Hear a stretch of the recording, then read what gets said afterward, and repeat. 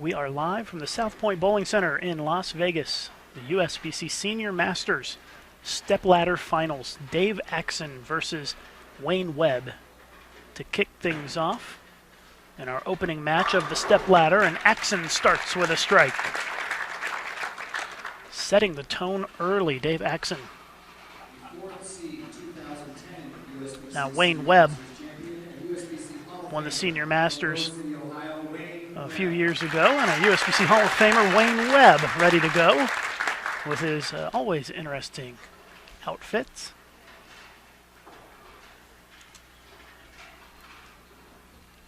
Here's our first shot out of Wayne Webb. These are one-game matches, just like you'd see on television.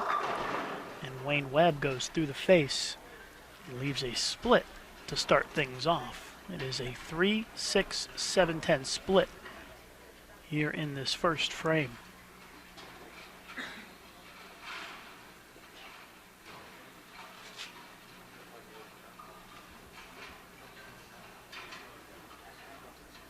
Wayne Webb bowled great in qualifying. Qualified second and has bowled well here in match play as well. Let's see if he can make a run at the split. It's got a chance, but never hooked. And he misses it to the right, and it is an open frame for the number 4 seed, Wayne Webb.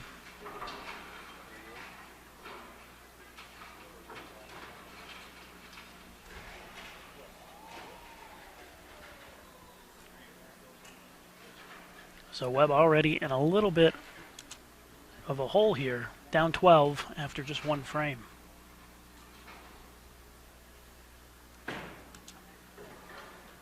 And that one goes high as well. And Wayne leaves the 6-10 on that shot. So trouble brewing early here for Wayne Webb.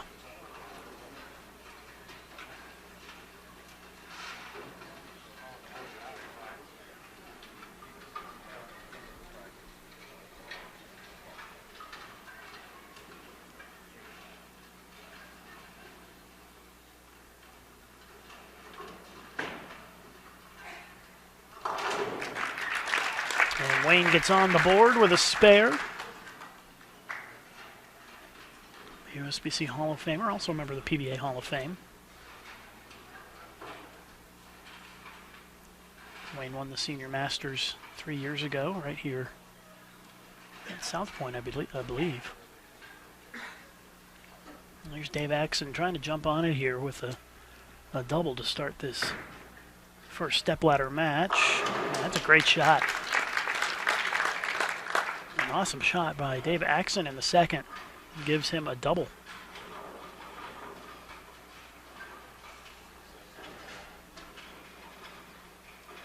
We've got 3 other players waiting in the wings. The winner of this match will take on number 3 seed Pete Weber. The winner of that match bowls number 2 seed Kerry Painter. And then our top seed is Lennie Boresch Jr.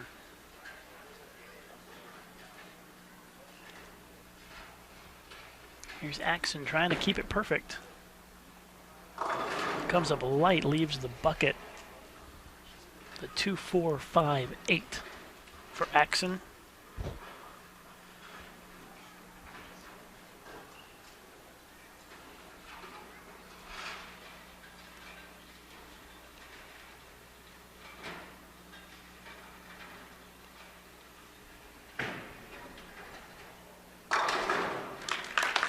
No problem on the spare. Axon leading by 18.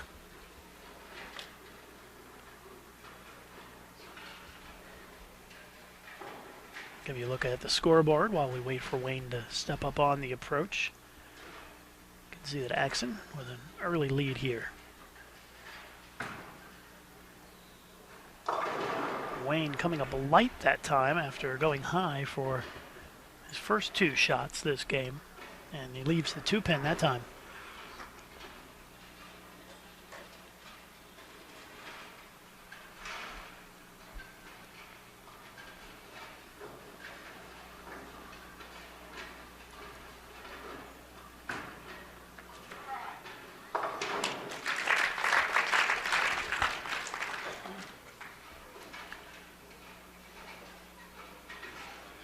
So Webb now trails by 19 pins after 3 frames.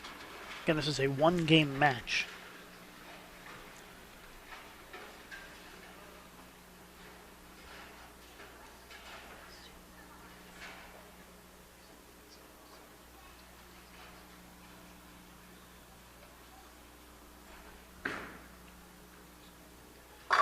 And there is finally a good shot out of Wayne Webb as he gets on the board with a strike. Takes him 4 frames to do it, though, and he finds himself in a little bit of a deficit early on in this match. Dave Axon barely made it to this stage, slipped in as the number 5 seed. In the elimination finale, he had to mount a final game comeback in a 3-game match to make it to this point. Double spare strike start for Axon. Through 4 frames, he leads by 19 still.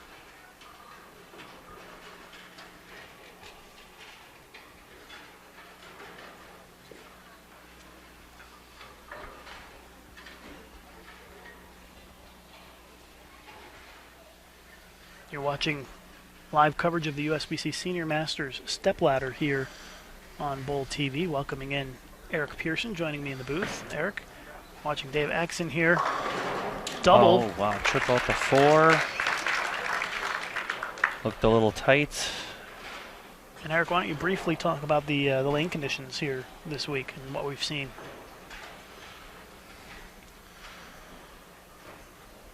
Sorry. Eric's making sure his phone's turned off and don't have any problems with that. Yeah, wouldn't it be like the lane man to have the damn phone go off, right? Wayne with a double wood on that shot. I was saying, Eric, if you could just talk a little bit about the lane conditions we've seen this week and what we might expect in this match. We went 40 feet. Obviously, we use the Kegel stuff because it's our partner. Kegel, the official lane maintenance provider of USBC. It's Wayne Webb with the spare in the 5th. We kind of base things off of. We kind of made some adjustments off of last year a little bit. We had a pretty good scoring pace last year, and thought maybe just a shade lower would be okay. Went 40 feet, same as last year. The load structure, very similar, about a 2.5 to 1 ratio. In the mid lane, slightly flatter than that down at the back end of the pattern. 38-foot tapes are under that. And the volume, similar to last year, just a shade under 27 mils. But the biggest difference being we're using the newer oil made by Kegel called Ice. And I think the combination of just slightly flatter and the oil holding up longer created the scores to be a little lower than I expected. And Axon misses the head pin to the right, lucky to break up the washout there. That'll help make it a little bit easier of a spare. So we ended up with a scoring pace of about a 201 average for the 15 games. I think a couple other factors that play into that. I think too many people make a big deal out of the lane condition itself. But other factors, brand new pins in the pin setters, and the fact that we only had 2 or 3 players on a pair of lanes for qualifying. Ooh, and an open frame for Dave Axon. That tightened things up a little bit. Wayne Webb now within 13 pins, sitting on the bench. So last year having 2 squads, and entries were down just a shade, but instead of having more bowlers crammed into 2 squads where 4 and 5 bowlers were on a pair, we had 3 squads with 2 or 3 bowlers on a pair, so the pace was much quicker and the lane transition was much slower. So we ended the pattern, just that pattern stayed longer, and I think that kept the scores down slightly more than I expected them to. Well, Axon rebounds after his first open of the match to strike in the 7th, and this is a big opportunity for Wayne Webb. Can get it, cut it to 3 here with a double. And Wayne looks like he's moved right of where he actually started the match. Yeah, now he didn't throw that ball earlier today. He was throwing a darker ball. That's back to that's the Diva, correct? I would need to see it. It looks like it probably is. Yeah, it's pink and black. I believe that's the Diva. And he also had an aura, paranormal aura, on the ball return for a while during practice. This is to take the lead here if he strikes. Looks a little right, and it comes back and gets the 10 out for the strike. And that's a lead change. Wayne Webb jumps into the lead by 7. Again, this is just a one-game match. Different than what they've been bowling in the last day and a half. Yeah. It's been 3-game matches, so much quicker format here. Yeah, everything's immediate. These guys aren't taking any time.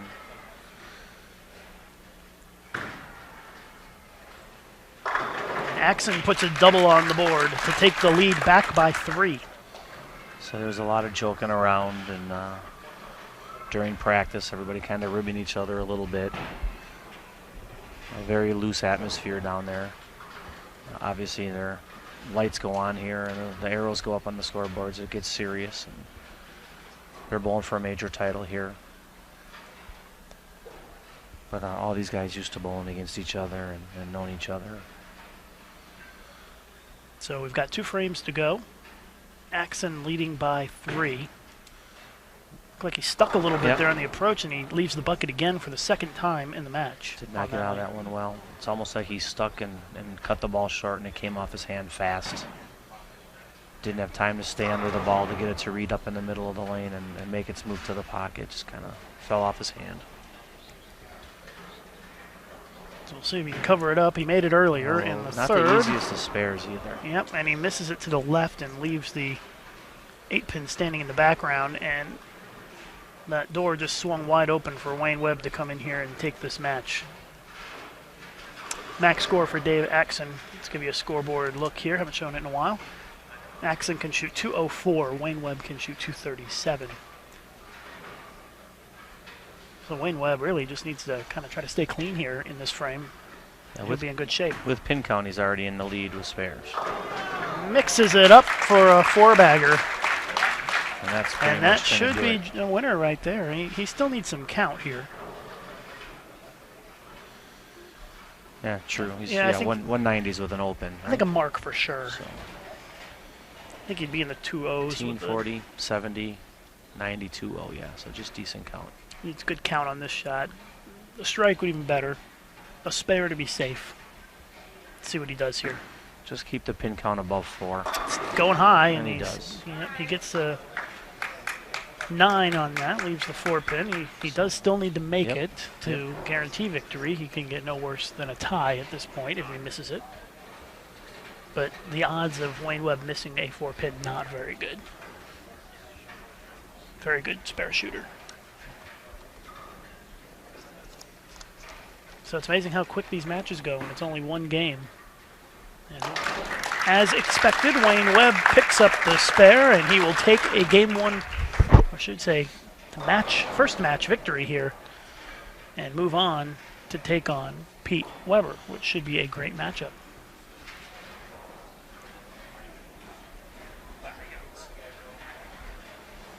I'm also kind of helping with the coordinating practice for the players. Yeah.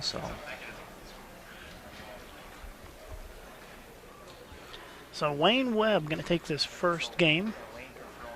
He comes back from being down about 25 pins or so earlier on in this match to take the win. 212 for Wayne Webb.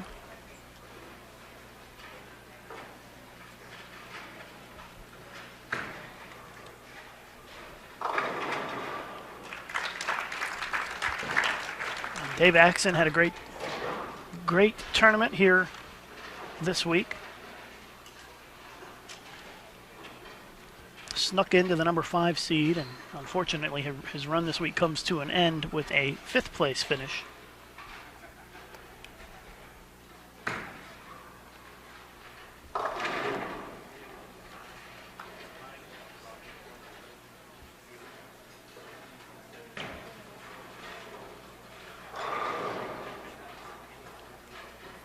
For his efforts, Dave Axon will take home $3,700 for 5th place.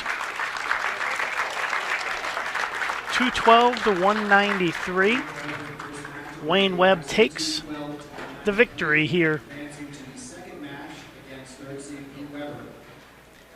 So now Pete Weber will step in and get some practice here on the TV pair. And then we should get started pretty quickly with the next match right here on Bowl TV. Do us a favor while we've got a little break in the action here. Head over to Twitter, head over to Facebook, find our USBC pages, and share and retweet our posts. Help us to spread the word about the broadcast today. Webb versus Weber. It's going to be a classic battle of Hall of Famers, and we don't want anybody to miss it. So please, spread the word that we are on the air here on Bowl.com with our live coverage of the USBC Senior Masters Stepladder Finals.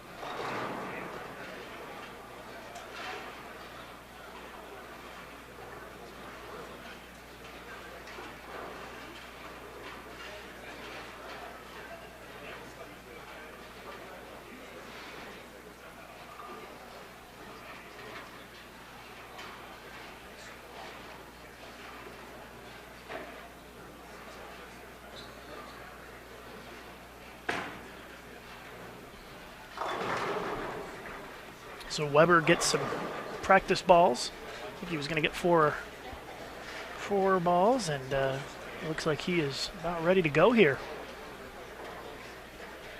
He's going to take one more practice shot, it looks like. Give you a look from the back here. See what Pete's ball reaction looks like. Pete's ball reaction has been pretty good on the fresh. And this is pretty close to fresh. Only one match on it, although they did practice for about 20 minutes before we came on the air on this pair.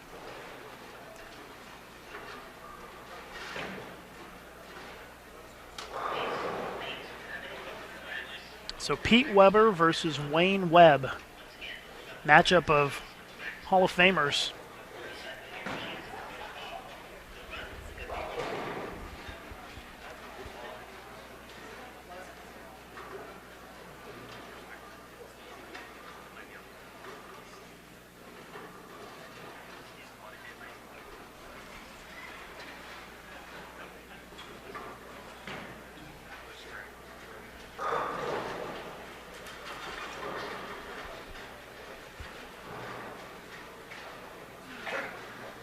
So Mike Boniak, manager here at South Point Bowling Center down there to get the names in the system appropriately.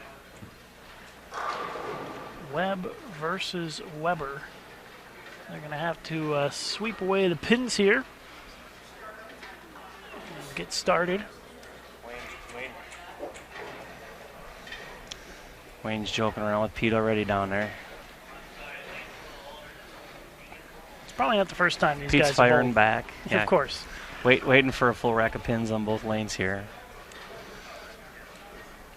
It's gonna be a little back and forth here. We can't quite hear what they're saying, but they made the crowd laugh, whatever they said.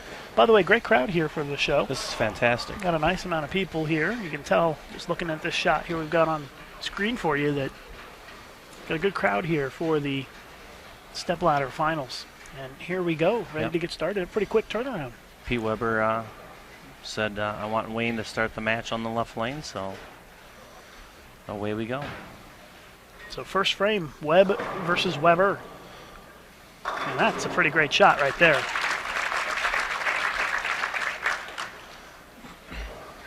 course, this is third seed from St. Ann, Missouri, USBC Hall of Famer, Pete Weber. Pete gets the loudest ovation of the day, as you might expect from the crowd. Pete Weber just recently turned 50, and winning the USBC Masters has always been a goal for him because that Masters has never been in the Weber family. Dick didn't win it, and Pete's never won it. Correct. So at least they can potentially get the Masters moniker in the resume for the Weber family here if Pete can win today. Oh, my. And Pete breaks up the the split for the strike and tugs on the Storm jersey a little bit.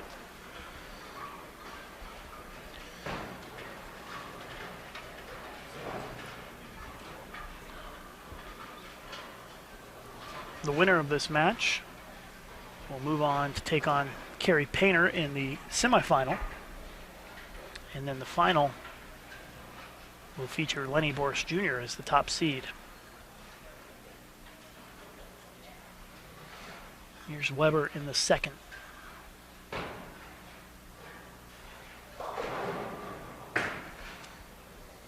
Looks good. Splits the 8-9 right in half on that shot. Nice, soft, good tempo. Let the ball see the lane. He came close, I believe. What was it, 2000? He finished second. That was the year Major Mika shut him out in the 10th frame, 236, 235, I believe. In Albuquerque.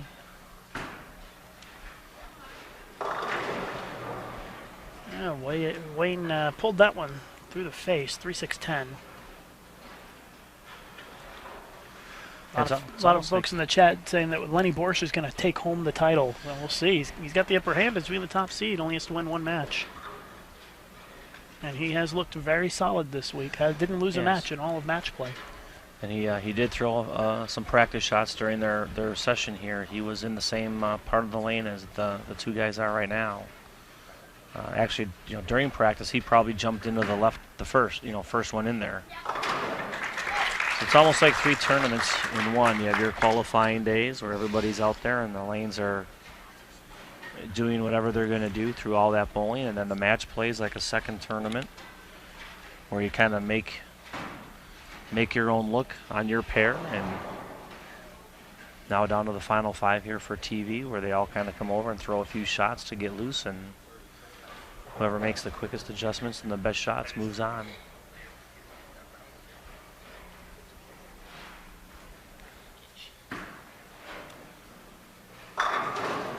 Wayne takes all 10 back for the strike in the third. Weber with an early 10-pin lead.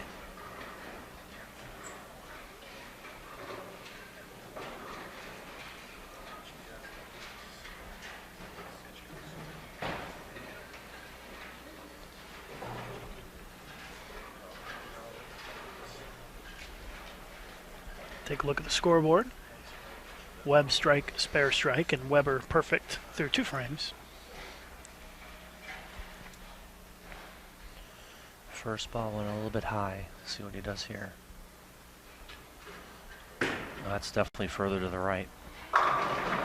Little flat 10 there. That 6 just kind of went flat into the gutter and laid there. Looks like he just tried to float it a little bit wider.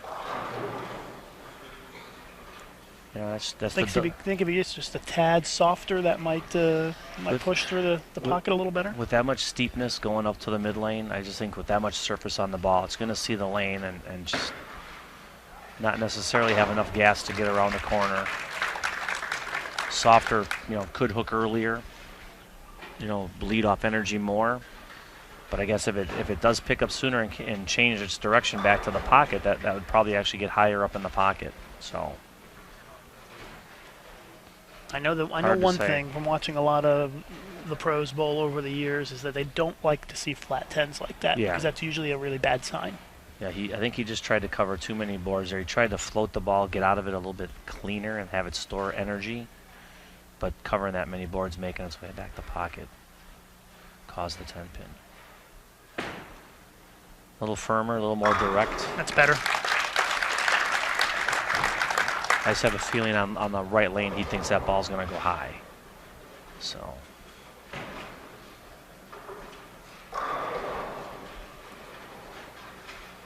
We're live at the South Point Bowling Center at the beautiful South Point Hotel, Casino, and Spa here in Las Vegas. Our thanks to the staff here at South Point, Mike Moniak and his crew, for all their hard work and help this week to make this a great event. Here's Wayne Webb. Oh, and Wayne breaks it up for the double to take the lead by 1. I mean, even when it looks like Wayne throws the ball a little bit right, it's still up the lane. he's not really looping the ball or throwing the ball away from the pocket. He's just, his line is causing his ball to have a break point way outside. And it just has to cover that many boards to get back to the pocket. But he's carried that kind of stuff the last 2 days during his matches. So that one's just a hair more direct. It never got there. Leaves the 2-6-10. You don't see that leave every day. Nope. It was almost a washout. It was just kind of that awkward spot where it still left the 6-pin, but it hit the head pin. I don't know, did he just overthrow it? I think he just maybe had a little bit too much ball speed without the rev gassed it a little bit. And didn't quite catch the fingers enough to make it check up at the right time. Got to hit the left side of the 2-pin to make this. I'm not going to do it on this one.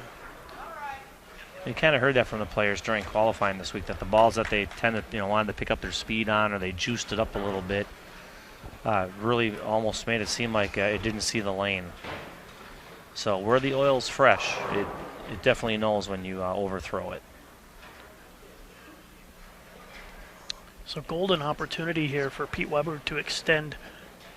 Actually, he was trailing before that split, so for him to not only move into the lead, but take a sizable lead at the halfway point of this match. And you made a good point earlier. In a 3-game match, an open with a double, not a big deal, but in 10 frames here, Pete's already got one double up.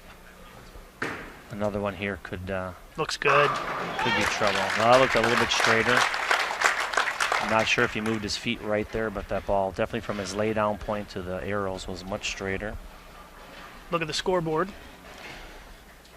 And Weber with a sizable lead now of 26 pins, the halfway point of this match.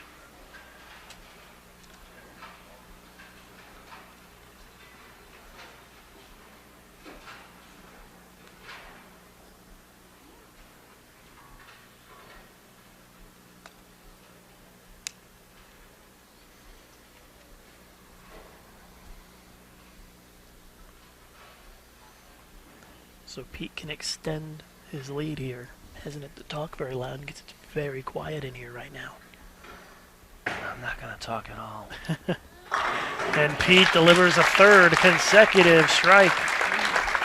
I tell you, it gets so quiet in here, you get nervous to try to say anything because you don't want to distract anybody. But great shot. I mean, definitely aggressive. I mean, not fast, but just aggressive and firm. With the tempo there, much straighter line and held pocket the whole way. Here's Webb in the 6th. He really has to start striking. He moved way right or way left. He made a big move. Yep. And strikes. I think he felt like he had to make a move there to have a chance here.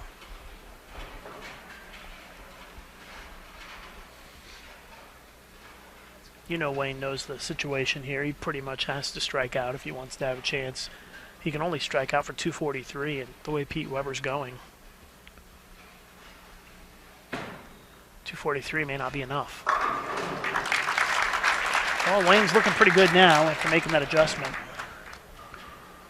But the question is, will that split, virtually one split, end his senior masters? And it very well might. Yeah, he came a long way. He dropped to the contenders bracket right away, didn't he? Yes, Wayne lost his first match. So he's in an elimination bracket immediately. He bowled six every matches, round. six Yeah, matches yesterday. And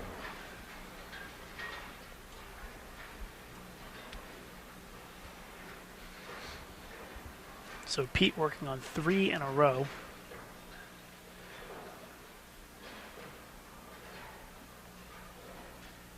Kerry Painter's just come over to watch this shot from Pete Weber. Kerry's going to be up next. Oh, the ball sails right past the 9-pin.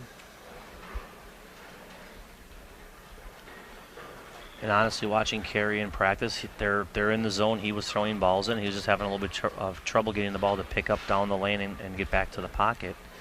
But with this little bit of extra ball traffic and definitely duller cover stocks, Kerry might be right in his wheelhouse here. Now let's take a look at the scoreboard as they have finished 7 frames. 148 for Weber in the 6th. the equivalent of 123 for Webb in the sixth. So a 25-pin lead for Weber. 3 frames to go, but, the big but, Webb is working on a double, and Weber is working on a spare. That's a big difference right there. Well, the seven count split hurt just pin count because Wayne's down to 3 in count, and even Pete with another spare here still has the better count. So here's Weber in the 8th trying to get another string of strikes going. That looked pretty smooth right there, and he's like, that was pretty similar to the last one. You know, why did that one carry and the other one didn't? Well, I'm not sure if he's surprised how early it hooked or if it held more than he thought it was going to, the way he looked at it. I mean, that was really high up in the pocket. Wayne Webb, 8th frame, working on a double. His max potential score, 243. Pete Weber can max at 258. Giant move to the left here. Oh, and he just sends the messenger across the deck. There was nothing for it to take out because it already blown it away, but that is 3 in a row from Wayne Webb, and he has now cut the deficit to 15 with 2 frames to go. He's moved into where there was a bunch of ball traffic in practice. It also moves his break point closer to the head pin than it was when he was playing up the lane. You know, so really it doesn't have to cover as many boards to get back to the head pin by playing this angle. It looks in a little bit. Goes high flush, 4 in a row, and guess what? Wayne Webb has cut it to 5, just like that. Wow. Just like that, we have a heck of a match. And you know what, Pete Weber, veteran move here, taking a re-rack. Yep, just take his time here.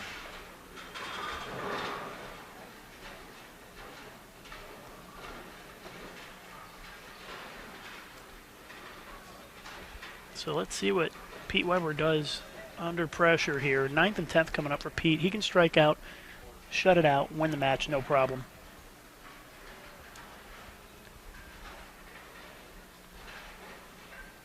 Big shot here for Weber. Get around the corner. Oh, and the 10 goes. 10 slides off the deck. I think that's the only reason you saw him hold his position there at the line was, is the 10 going to go? He knew it was going to get to the pocket.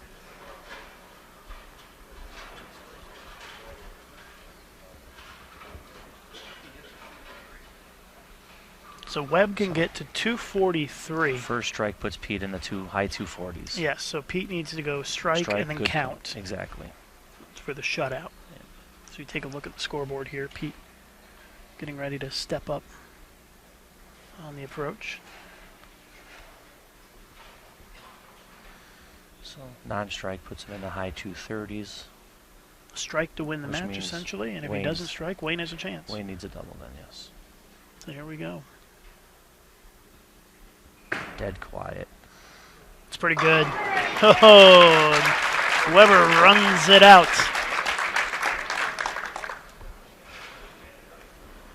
What a shot by Pete Weber. He runs that out for the strike, and now just needs count on this shot. Think about what, 6 spare or something like that would be enough.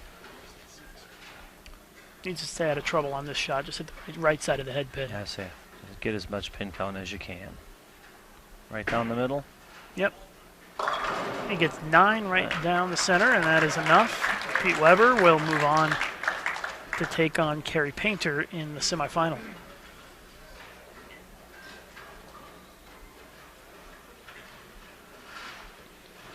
Great match, though. Came down to the 10th frame.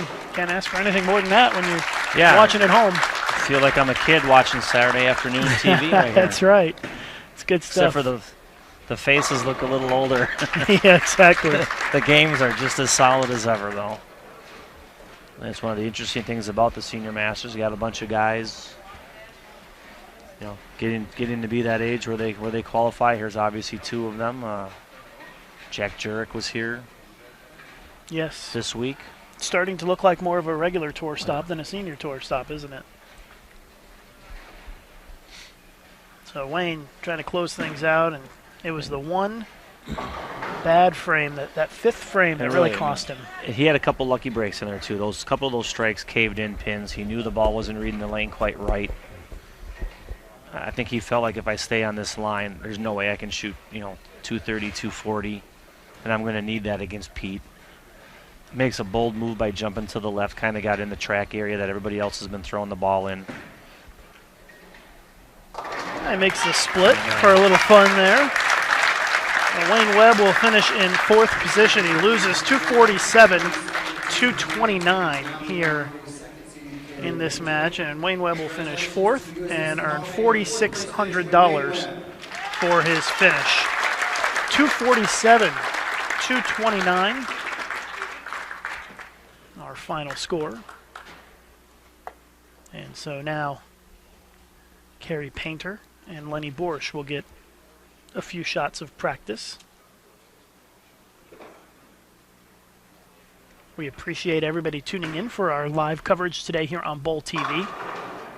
I'm Lucas Wiseman. Eric Pearson's been joining me. He's just stepped out for a moment to go facilitate this practice, make sure everything's running smoothly. Eric, one of our tournament officials here this week. You can actually see him in the tie and the gray shirt there, right next to Kerry Painter.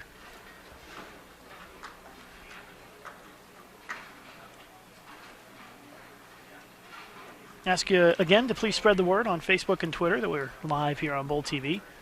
Just post a link on your Twitter or Facebook to bowl.com and tell everybody you're watching live bowling right now. The only way we can get more viewers is if you guys help us out. So please support bowling and help spread the word about our broadcast today. We're at 1,100 viewers, which is our high for the week. So thank you very much to each and every one of you for watching our broadcast here today.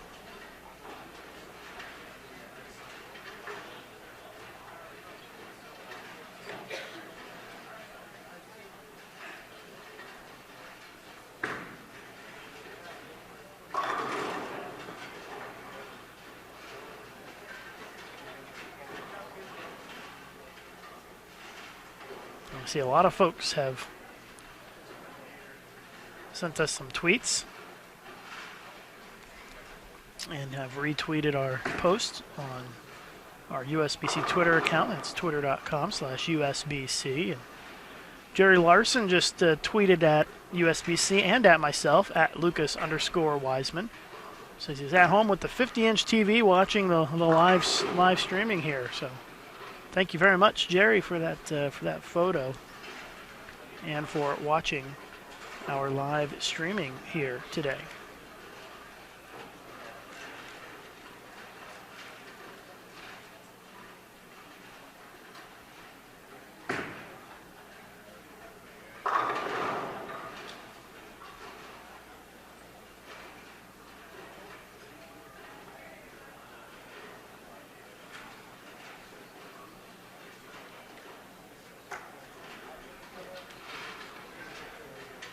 So please follow USBC at USBC.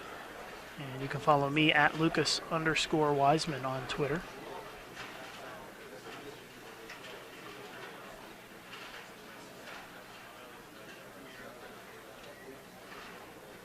As we gear up for our next match here. Kerry Painter. Now time for him to get some practice in. Painter and Weber, our next match up. Painter versus Weber coming up. And looks like Painter's practice is done.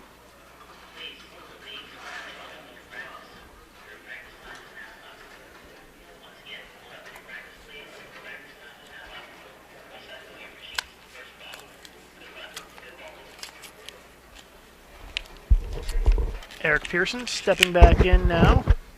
Eric, what'd you see while you were down there? I think they got that practice? covered. I don't think I need to go down there anymore. I think they got the routine down. Enough of these guys have been on TV. They know what to do. Did you see anything interesting while you were down there watching them practice? Lennie threw his first two shots pretty direct up the lane, almost to the right edge of where we saw Wayne and Pete getting their ball to, which kind of surprised me. I thought maybe he'd be a little deeper than that.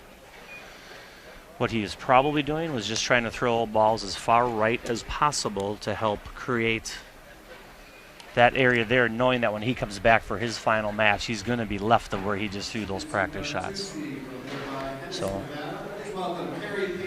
You know, maybe he threw one or two of them to get a feel of how much friction's been created in the track, knowing that it's going to be different when he comes back, or he just tried to dry up that area a little bit, and it had nothing to do with practice. It was just more of a manipulating effort, which we've seen. It was very hard to do this week with the ice oil, but there were time frames where we saw them break down a certain way where they did get pretty nice. Here's Kerry Painter to kick our semifinal off. And he starts with a 10-pin. A decent pocket shot there, but doesn't get the 10 to fall. The winner of this match takes on Lennie Boresch Jr., our top seed, and a USBC Hall of Famer. Stepladder had a decent motion, decent arc to the pocket, but when it got down lane, it didn't turn and face sharp enough to get high in the pin, and now Kerry can't find his spare ball. Yeah, I think Kerry's looking around trying to find his spare ball. Probably didn't throw it during the practice, but now he's found it. Still in his bag there. We're in no hurry. Yeah, they're moving along pretty quick, Yeah, actually. You know, and really the four bowler match in the elimination bracket didn't take long either. They got up and through. They were ready to go. So Kerry Painter with a spare to start things off. And Pete Weber is up and ready to go here. Pete has one eye on the match and another eye on the golf, which is up on the screen above. I think Pete's using that as his distraction, you know, because a lot of the times these guys don't necessarily watch their opponent's bowl, and so Pete's got his eye on the golf. Yeah, and Pete threw 0 practice shots on the alternate pair. 11 and 12 over there are on. For the player who wins, he can move over and throw as many shots as he wants. He just doesn't get shots on the pair itself. Great shot to start from Pete Weber.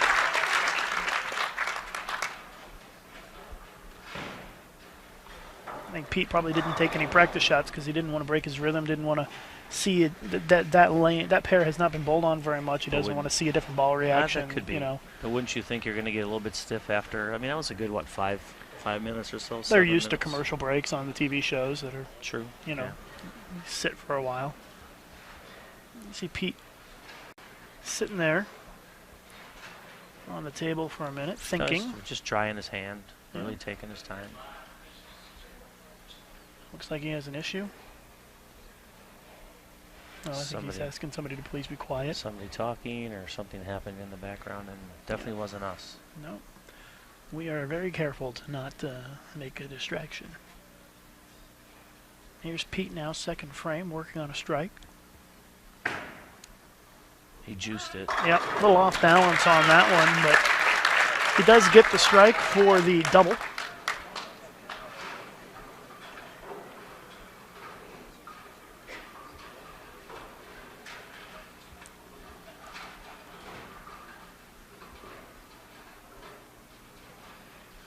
Yeah, I always like the the using the 3-game format through the entire tournament, kind of traditional.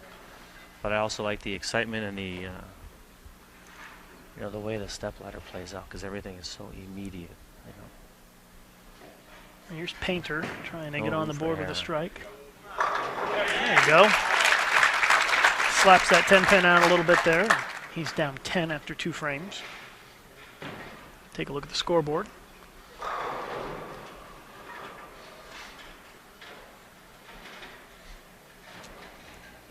I mean, I think Kerry likes playing this zone, and he likes these angles. I think he has to get up here and have good tempo on this shot and let the ball see the lane. The first one went a little long, had trouble fighting its way back to the pocket. So I think the key for Kerry is going to be Kerry. Just settle down. Yeah, he needs to. I think he's going to probably put the ball in the pocket a lot. I agree. But he's got to find a way to get the 10 out. Yep. That'd be the big issue for Kerry. I think it's with the tempo. That's a little bit tighter.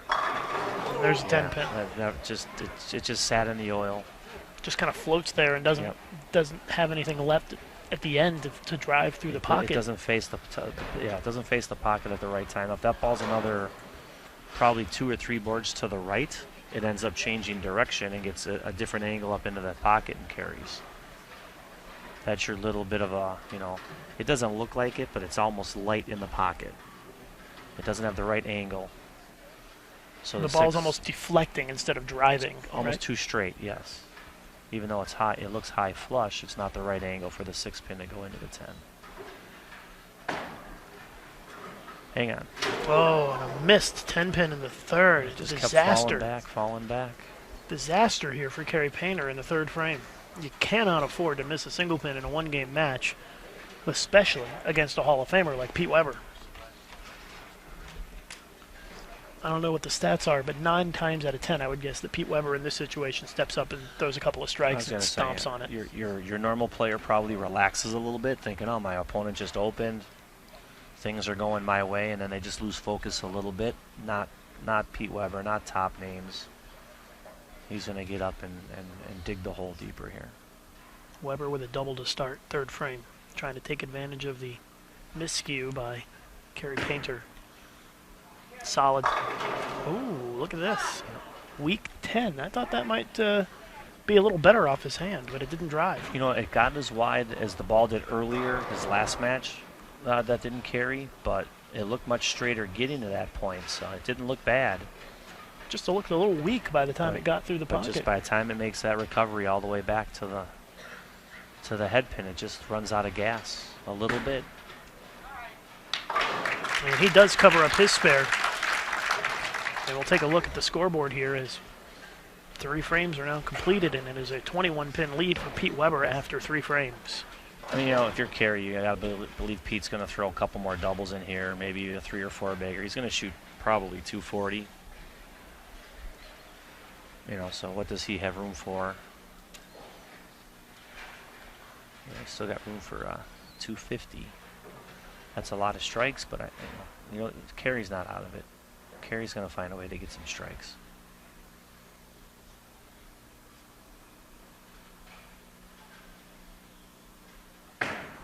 Stayed down on that one real well.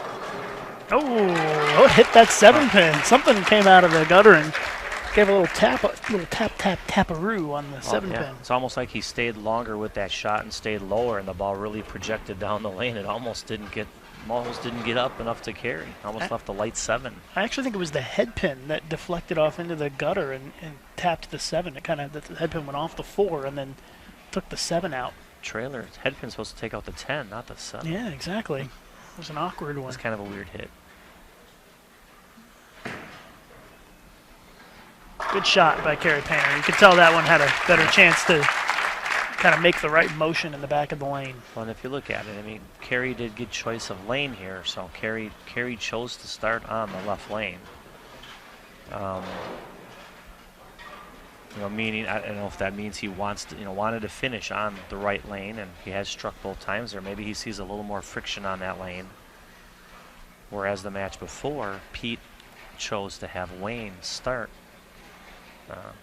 on the left lane, but at that point in time, Wayne was playing a much different angle also. Kerry desperately needs a double here. It's still tight. Oh, kidding me.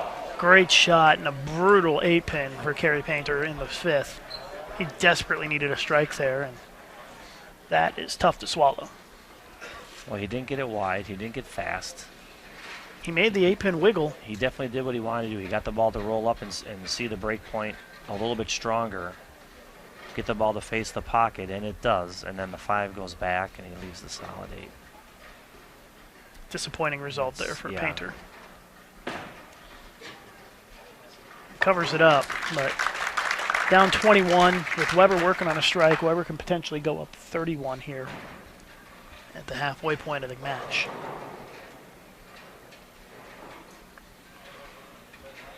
But still, I mean, you can say bad break there, but you gotta make the 10-pin in the 3rd. Yep. You wouldn't have a double, but you'd be clean. Your first spare was in the 1st. Pete got the early double, but if Pete doesn't strike on this ball, that spare would make all the difference in the world. But as it turns out, solid 8 spare, and Pete's got a chance at his 2nd double and a pretty comfortable lead after 4.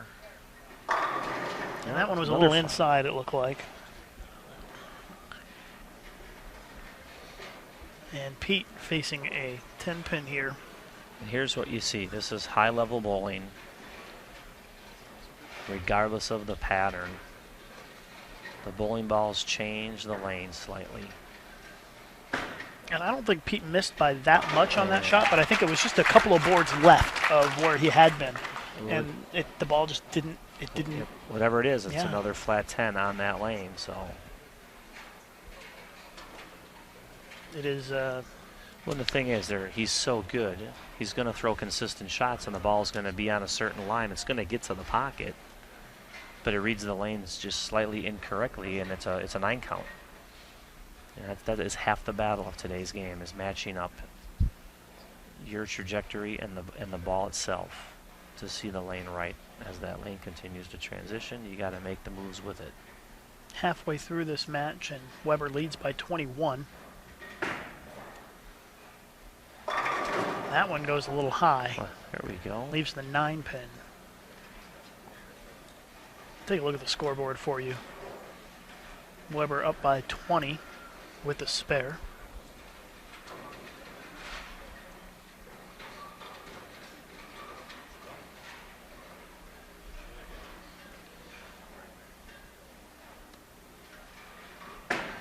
And basically, Kerry can get up and throw a double and only be down 10.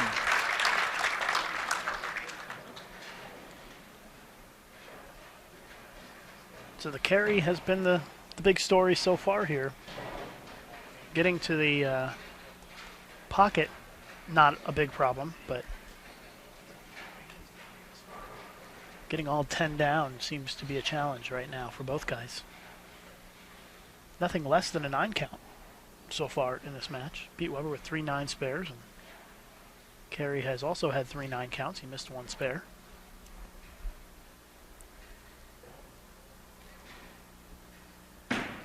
That's tight.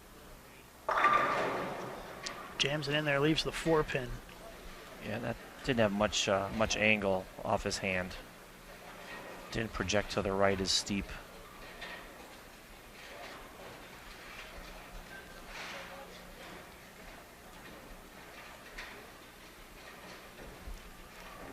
So it's back to a 21-pin deficit for Painter as we wrap up the 6th frame.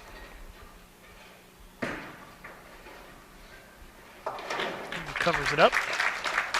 Another look at the scoreboard as we are through 6 frames. Strike there would have been huge, because I think Pete's gonna make his move here.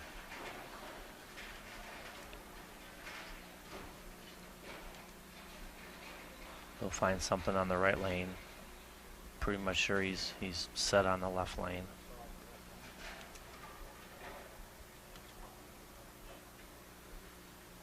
I don't think he can let the last frame bother him here. He's solid, left a solid 8. He's got to get up and make that same shot. Got to stay away from the 10-pin shot. Little light mixer. Come on. Yep. A little slow on the camera switch there, but he leaves a light 7-pin on that shot. That's pretty much what you should see. The ball was a little steeper, got a little bit wide, and just can't get all the way back high enough to carry out the 7. For all of you people going to the Open Championships, if you're leaving a flat 7 like that, you're probably too deep. Not allowing the ball to see enough friction to face the pocket at the right time.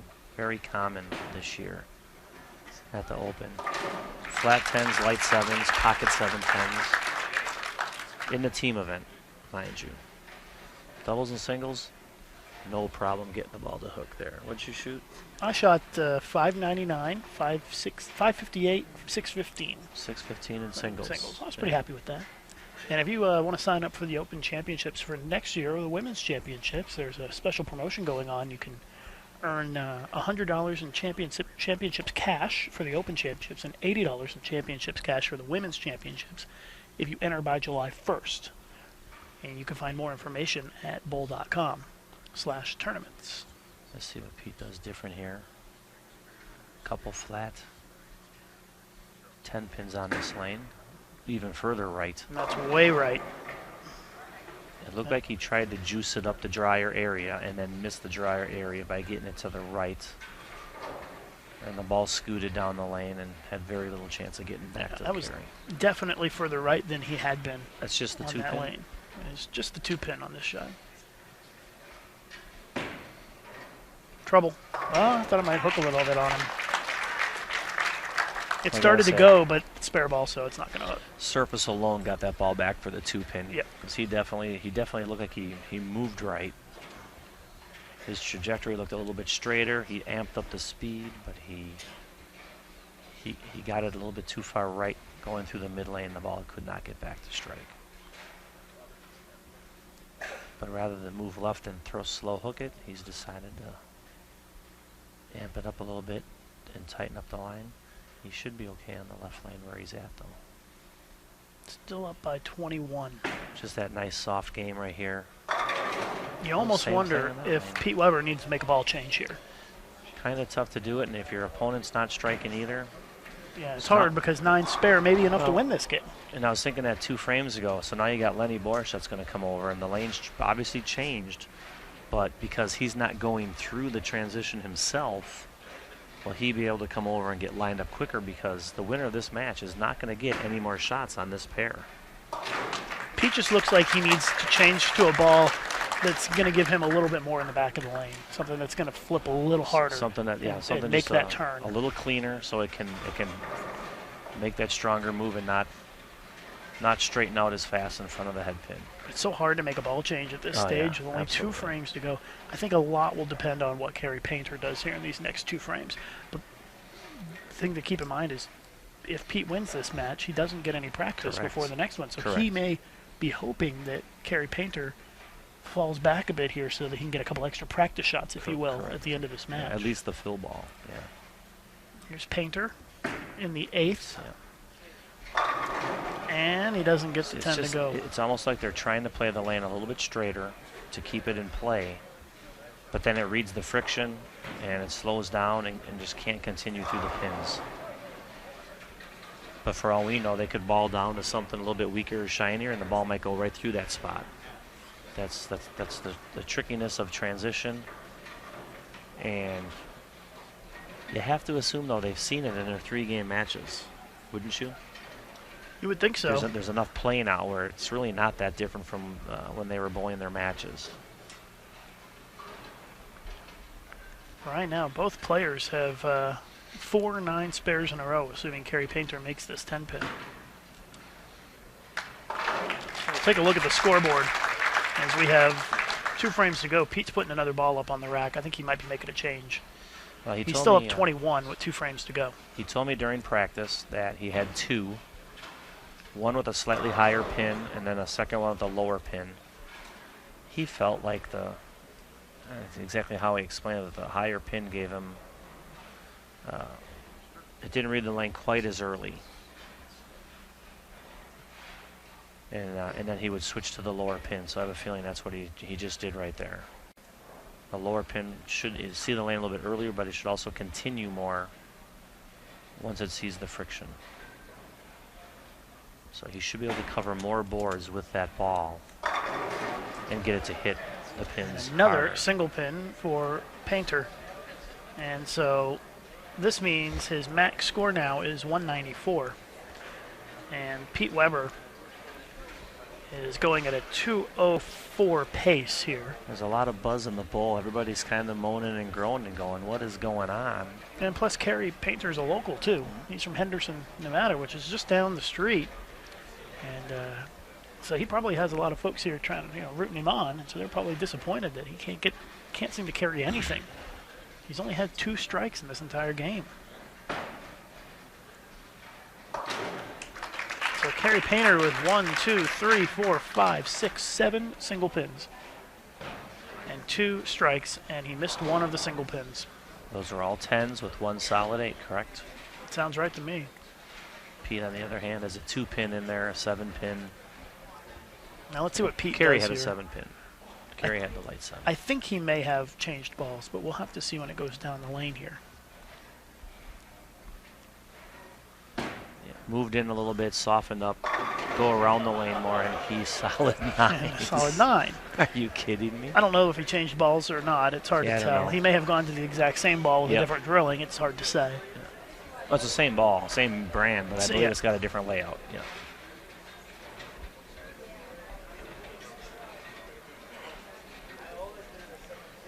Well, earlier when he covered that many boards, he flat 10'd. That might have been the ball with the higher pin. Well, Webber just needs a spare here to shut out Painter. And the lower pin should give him more continuation, which means he can play a little deeper on the lane and go around the pattern, which is looked like what he just did there. As you get your pins higher and get closer to your vertical axis line, they tend to stop faster on the back end, which could account for some of the flat corner pins. The lower pin will continue more through the pins. And there's a strike. And Webber will advance to the title match. And now, the good news for Webber, he gets a couple of balls here to play around with if he chooses to. I think he made the change. He was talking about it earlier. No, he's going to change inserts. Yeah, well, he's taking his thumb insert out and put it into the other ball. So here's the ball change that we kind of expected. And this is a smart move. It's a veteran move here to take a look at a different ball. That one looks like it stops more. So Pete only shoots 205, but he shoots 205 clean, which pretty much the difference. If Kerry Painter had made that spare, it'd be a much different match. Exactly. Down at the end there. Well, you would not have anticipated that going into the match. Painter with another 10. He just could not find a way to carry. And Painter is going to finish third and take home $6,000 for his effort. A great week for Kerry Painter here as he takes third place, and Pete Webber advances to our championship match where he will take on Lennie Boresch Jr. 204 for Pete Webber. Kerry Painter, another spare. A frustrating match for Kerry Painter. He was in the pocket a lot, as I kind of expected he would be, but he just never found a way to carry. Well, now Pete gets his chance. He was eliminated, I believe, by Lennie Boresch, correct? Lennie sent him to the contenders bracket. Sounds right. I believe Lennie beat him like 720 to 680-ish. See if Kerry can finish with a strike here. Nope, another 10-pin. He left 9 single pins in that game. 204-182. Webber wins and moves on to the title match. And Kerry Painter gets a nice round of applause from the fans here, the local bowler from Henderson, Nevada. Long time force in bowling. He has bowled a lot of events over the years and done very well. So congratulations to Kerry Painter on a great week here. Just came up a little short, lost 204-182 to Pete Webber. Now we get to see Lennie Boresch, our top seed, coming in to take on Pete Webber for the title.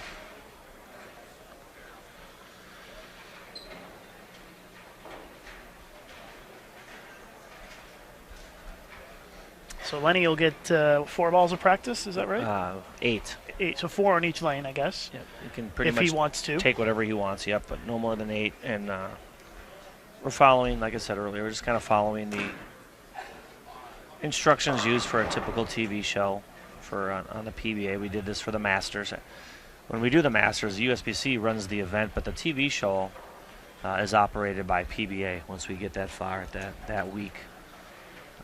So we use the instructions that they have, and the routine they follow is actually taken care of by the tournament committee of the players. So one of the things that was talked about was if the upper seed comes over and the person that just bowled gets to keep bowling there, why does the upper seed has no advantage other than having to bowl one last match? I guess if you're looking at the opportunity to win the tournament, one last match is an advantage. But when you're talking about how the environment can change so quickly on lane conditions, the practice actually plays into the advantage or disadvantage, and the players felt if the person that just won the match gets to stay and keep throwing balls there and practicing and trying different things, then that seed basically has all the advantage over the seed that's actually higher and earned the right to be number one. So Lennie will get a few shots here. Pete won't get any on the pair. Pete's just kind of walking around. Lennie's coming over saying, okay, there's been a bunch of games here, a bunch of balls have rolled down the lane. It's not what I saw at earlier at 240.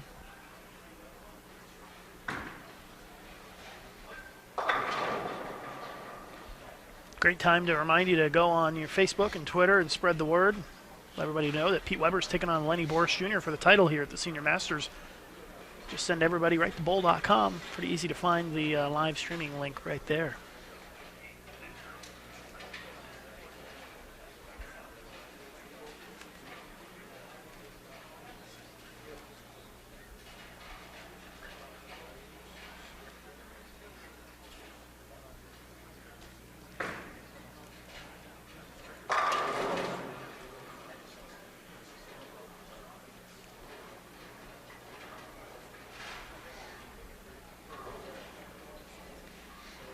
Good way to kick off your weekend, I would say. Some great matches here. It's always great to watch some live bowling, even if it may not be on TV. Bowl TV is the next best thing. And you know what the best thing about Bowl TV is, Eric? Tell me, Lucas. It's 100% free. Free is good. Free is good. It's one of the benefits of USBC membership. Your membership dollars help us to provide this to you, and so many other member benefits. Did your viewership go up? Yeah, we're up to 1263, wow, which is a pretty good number. Probably the most that we've ever had for the Senior Masters live stream. Asking in the chat what the first place prize is. $16,000 will go to the winner out of the prize fund of, I believe, $118,150. A nice even number there. So almost $120,000 in the prize pool this week. Yeah, and that's a tricky number to figure out based on entries, cash ratio. You set the estimated prize fund based on sponsorship dollars, whatever you have built, and then go off of that. But then if you don't reach those entries, we always find ourselves adjusting it just that little bit. So what we had for estimated was pretty close to what we're actually paying out this week. Obviously, we had fewer entries, but that means we also had to pay fewer spots. And we were able to manipulate it just a little bit, where the estimated prize fund that was posted was pretty much what we paid out. So all those spots in the top, 50 to 60 spots paid what we estimated. So that part of it's good. Yeah, the payouts for the bracket didn't change, despite the fact that there were 32 yes, fewer entries than we anticipated for the estimated prize fund. Yeah. So with the less entries, you pay less spots. That amount of money was almost equal to what disappeared from the estimated prize fund. Thanks to South Point, I think they kick in 20 grand. All right, here we go. First frame. Pete Weber will start the match on the left lane with his suspect ball reaction in that last match. We'll see if it changes here. Back to the single pins. Not a good sign for Pete Weber.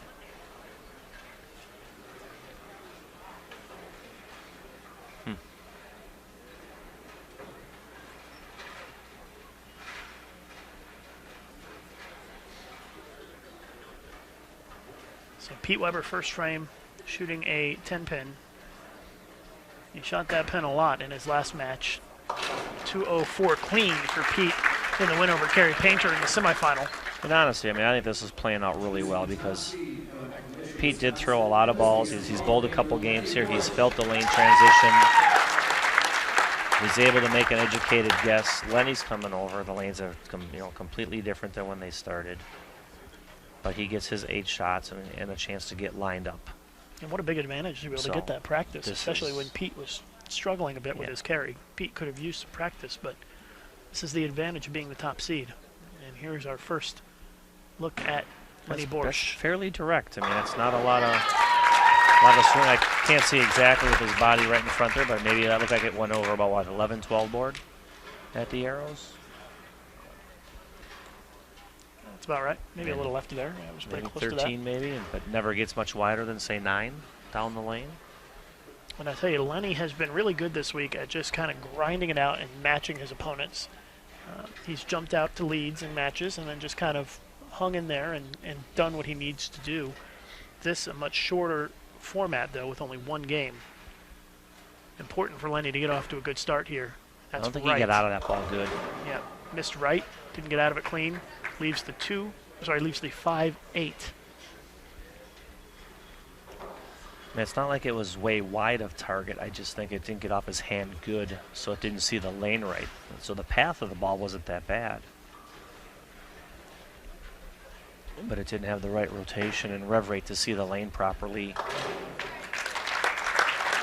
And never turned over, so light in the pocket. But a spare nonetheless. And Lennie's gonna say, okay, no more shots like that. Get it off your hand, get it online, give it a chance. You're watching live coverage on Bowl TV of the USBC Senior Masters title match. Pete Weber versus Lennie Boresch Jr., a pair of USBC Hall of Famers battling for the title.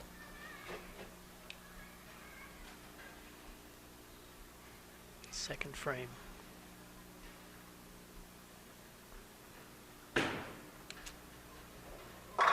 Pete Weber delivers a great strike in the second. All even after 2 frames.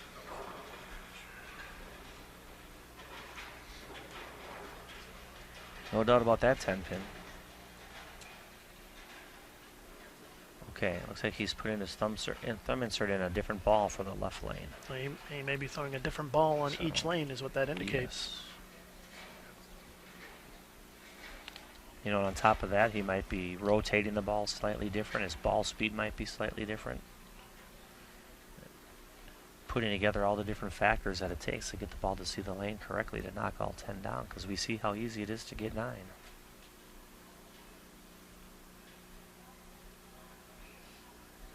Pete looking for a double. Had a hard time finding strikes in that last match. This would be a huge double for him. And instead, he goes through the face and leaves the 3-4-6-7 split. Count doesn't hurt because it's on a strike, but not happy.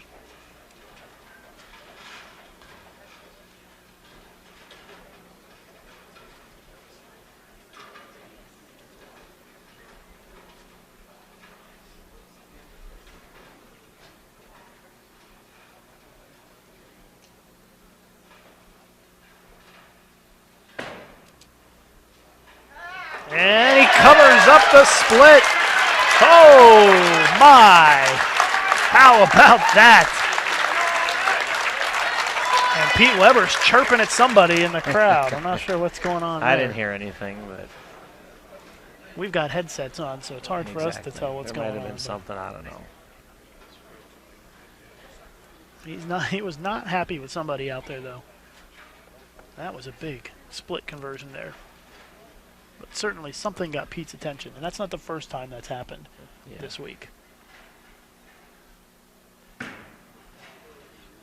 Lennie trips out the 4 for the strike in the third, doesn't let anything phase him. I was going to say, sometimes I wonder if that's just for show to get himself fired up, maybe get his opponent a little distracted. Look at the scoreboard, tied at 40 in the second. Both players are clean. Pete Weber making that split in the third. There's definitely noise coming from outside the casino. There's the casino's right outside. There's also an arcade right there. So. Boresch looking for a double, and he's got it. Lennie Boresch takes a 10-pin lead on Weber. here in the 4th frame. Yeah, you're not going to phase Lennie. He's going to make his shots. Lennie Boresch, very stoic. Not gonna.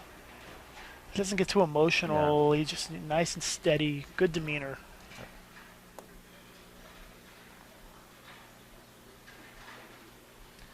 Pete's slowing it down a little bit here, getting his hand dry.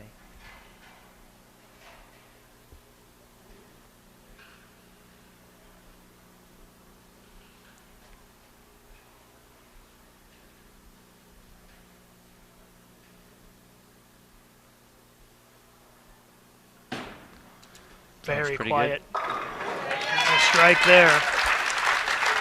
They say in the chat that Lennie was, or that Pete was probably talking to Tracy after that, but he wasn't, because Tracy's sitting down in the settee area in the VIP seats, and whoever he was talking to was in the crowd. So I'm guessing that somebody made some noise, and he heard it, and just getting a little fired up.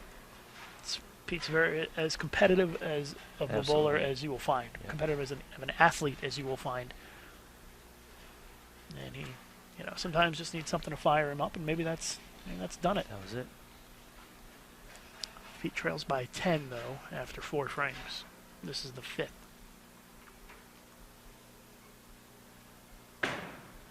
That's pretty firm. Oh, wrap 10. Yeah, he threw that one aggressive. Didn't look quite as soft. And Webber's still having a hard time putting strikes together.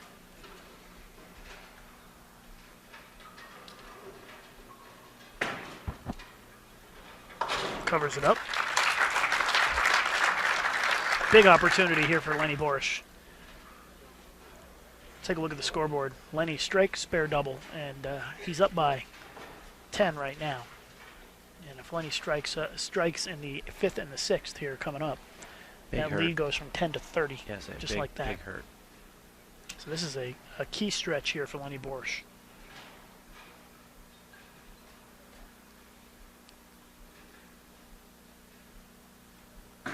That's pretty tight. He doesn't like it. Yeah, he yanked it.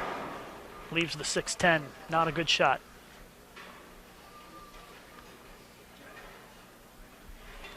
Yeah, that just didn't look good from the get-go.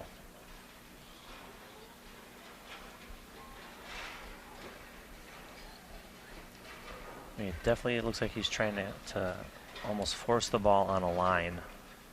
Not really trying to cover too many boards. He still leads by 8 as we reach the halfway point of the title match. Look at the scoreboard. I have to tell you, Eric, the scores here in our stepladder have been a little lower than I thought they would be. Yeah, I agree. They're struggling with Kerry. But I also think they came out on this pair and they started further left with their angles than they did in any of their matches. I mean, Lennie's first practice ball went like straight down 10. I didn't think he was that far left earlier in the day. That one's online. There's a strike. I think, you know, I can't tell. We'd have to ask Lennie, but I think for as firm as he's throwing the ball, he's afraid to get it to the right. Because it just won't have time to turn the corner. It's going to be, well, he left the 2-5 earlier. So I think he feels in his mind it's got to be on that line and firm. And the only bad shots you're going to see him throw are going to be the ones that are tight and go high. Pete, on the other hand, on the right lane here, has been slow hooking it. He's gone to something that lets him steepen up his angle and let the ball get around the corner, and he's been solid on this lane. There it is. You called it. Great shot by Pete Webber. Still trails by 8 after 6 frames, and now on this lane, he's going to re-rack. And this is it. This is our title match, right? There's no Lennie hasn't lost yet, but this is it. It's just like the Masters or the Queen's TV show, where we've decided if we're going to turn it into a TV type format, it's got to be a TV format. So yeah, the only downside of any double elimination is when you have a situation like this where the undefeated player does not have to lose twice. So here's Pete, a chance to take the lead by 2 if he strikes.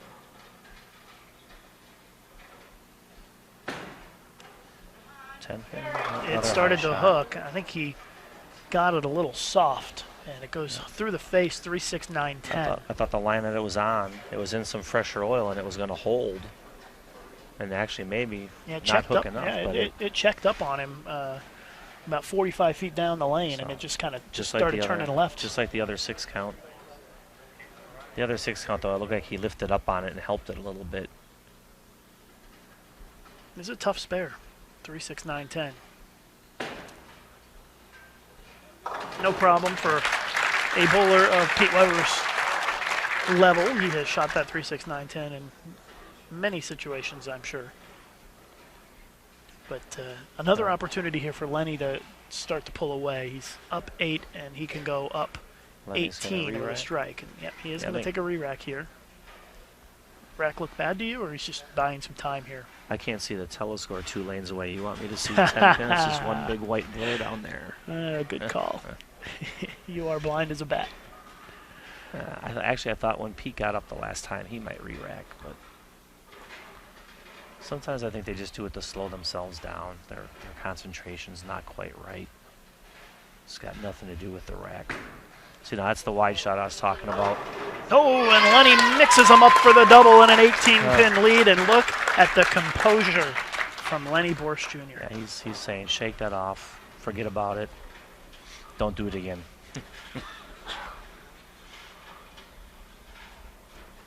Lennie just did a little skip and jump after he let it go, and that was it. No antics, no screaming, no slapping it out, none of that. Just Lennie.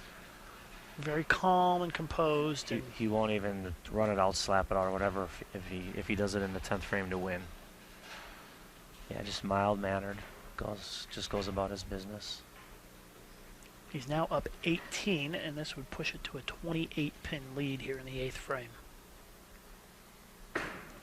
That's got a hold. And the messenger goes in front of the 10. There's another one just did not start up and face the pocket. You know, but the line he's playing, he has that. He could go a little high. I'm assuming he would trip the 4. And if he catches enough of the head pin like he did on the right lane on the light shot, that can strike too. So he's playing a good angle.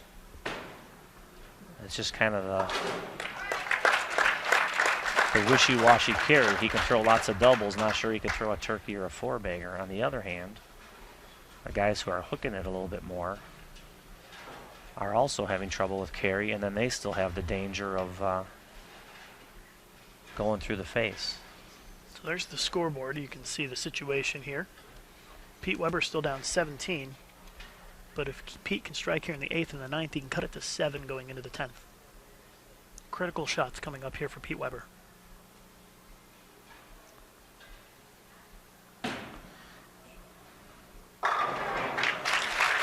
Well, he has not missed on that right lane. And the good news for Pete is he finishes on the right lane. But he's got to find a way to strike here on this left lane where he has not struck the entire game. I'd almost say the same thing for Lennie, though. I think it's good that he's finishing on the left lane. Even though he just left a 10-pin there, I still think for him to get up and throw a double, he'd be better off on the left lane. So this is, at this point, the shot of the match right here. A lane that Pete Weber has not struck on in this game, and he needs it to cut the deficit to 7 entering the 10th.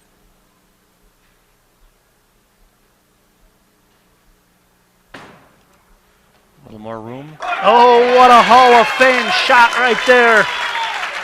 Pete Weber with a double. He cuts it to 7. But here's the key. Lennie Boresch can step up, control his own destiny, and win this thing no matter what. Because Lennie Boresch, as we take a look at the scoreboard, can strike out in the 9th and the 10th for 237.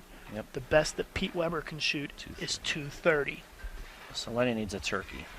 He needs this one, 2 in the 10th.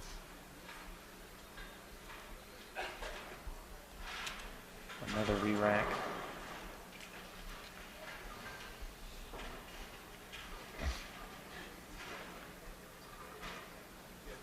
If Boresch does not strike on this shot, no matter what he does in the 10th frame, Pete Weber will have a chance to win. That's high. That's left. Oh, and he carries the runaway Brooklyn. Oh, are you kidding? Wow. What a huge break there. Wow. For Lennie Boresch, and he can't believe it, and Pete Weber can't believe it.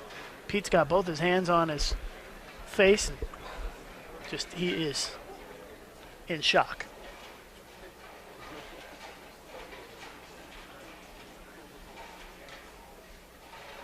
Wow.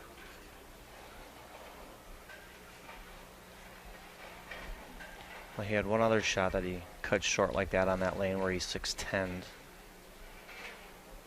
I believe. So Lennie Boresch needs a double here in the 10th to win the Senior Masters.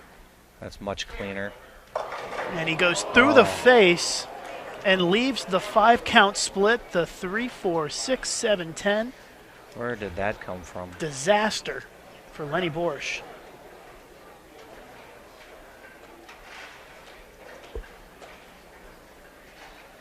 Wow. So Lennie, even if he gets count here, 2-0.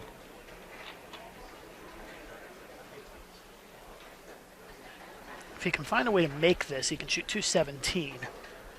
I think you have to go for it in this situation, I think. Let's see if Lennie can make the split. Huge split here. Oh, and he gets 4 of them. Leaves that 4-pin standing, an open frame in the 10th, 205.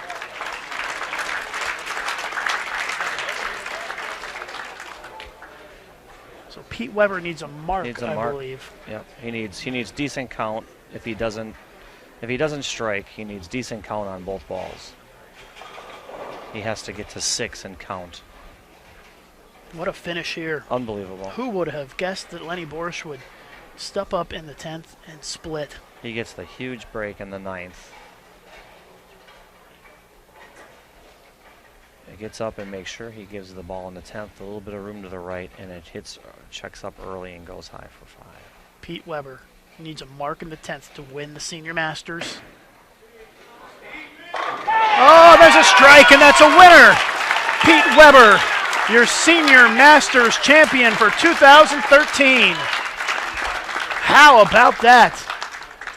What a finish. He struggled to put strikes together, and he does it here at the clutch moment. Couple rough shots on the left lane, but made the right move on the right lane here, and ends up throwing a few at the end of the game. Pete Weber has never won the USBC Masters, but comes in here and wins the USBC Senior Masters in his first try. And what a finish. What a title match this was. As Pete Weber throws it up the middle. Pete Weber, the 2013 Senior Masters champion, 229-205 over Lennie Boresch Jr.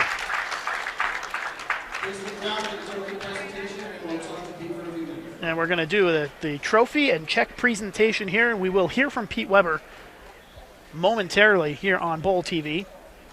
So stick around. Eric, thank you so much for sitting in and thank you, Lucas, joining us on the broadcast today. We appreciate it. And we will hear from Pete Weber here in just a moment as they get ready for the trophy and check presentation. But Pete Weber, your 2013 USBC Senior Masters champion, 229-205 over Hall of Famer Lennie Boresch Jr. Stay tuned. We'll hear from Pete Weber in just a moment.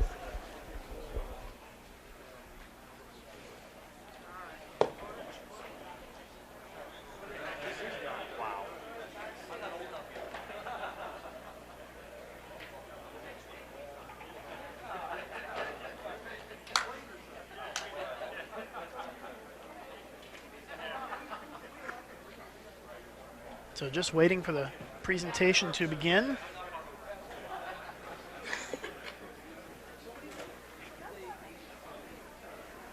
Should get started here in just a second. Okay, everyone. First of all, thanks for coming out to our host, Mike Monyak, and such a tremendous special thanks to Mike and his staff. What a great job this week. $20,000 from South Point. And so a nice round of applause for South Point and Mike Monyak.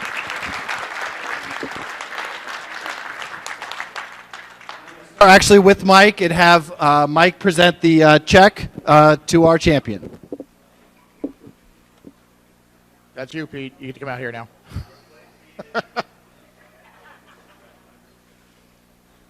Pete, on behalf of the USBC and South Point, I want to congratulate you on a great victory. Nice bowling this week, and it's good to see a guy I've known for so long do so well. Congratulations, my friend.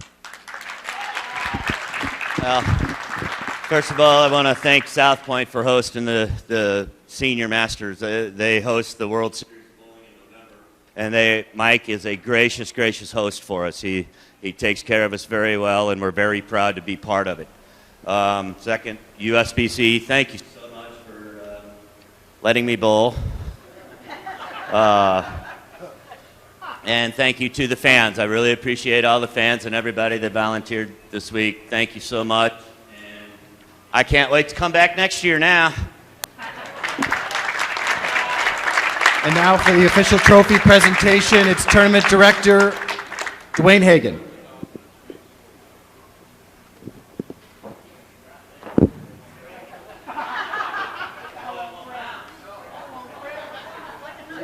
Pete, I don't think this one's going to break either. It's truly an honor to present this to you on behalf of USBC, a great champion, and welcome to the Senior Tour, and congratulations on the Senior Masters victory.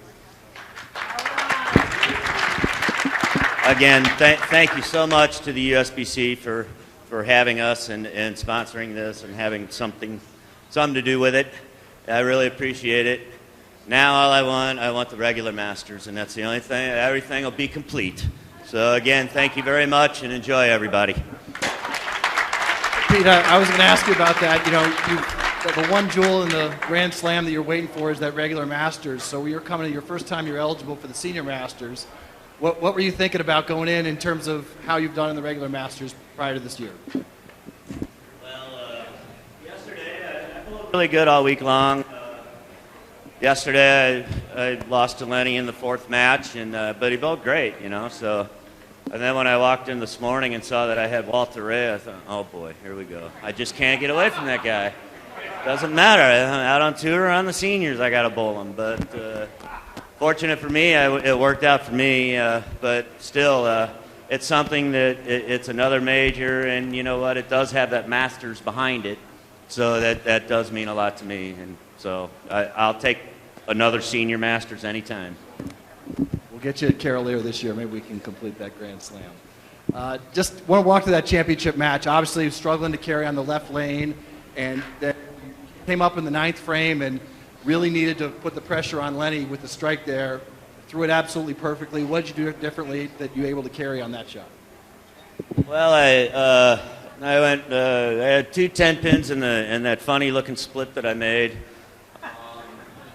the ninth, I said the ball's hooking early, Pete, so you got to move. So I moved 4 boards left to where the oil was, and I just tried to keep it in the oil. And fortunate for me, it struck. So I put a little pressure on Lennie, and you know, as long as you put pressure on the other guy, you still got to think about it, still got to execute.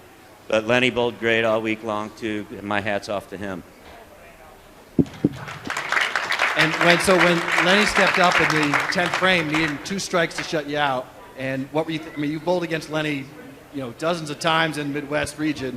What were you thinking? I mean, you had to have seen that before, where he had a chance.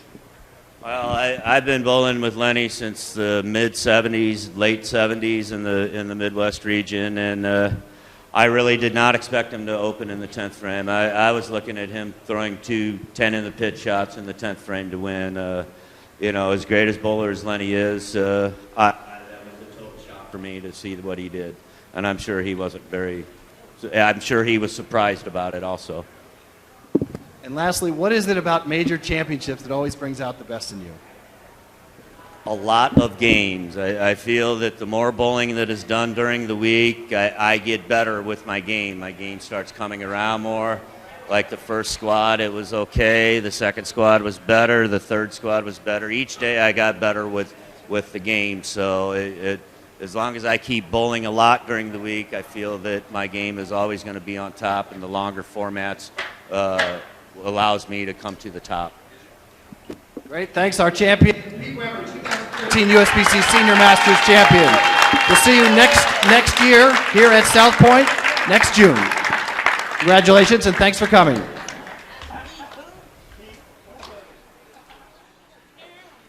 So Pete Weber, our Senior Masters champion. That's going to do it.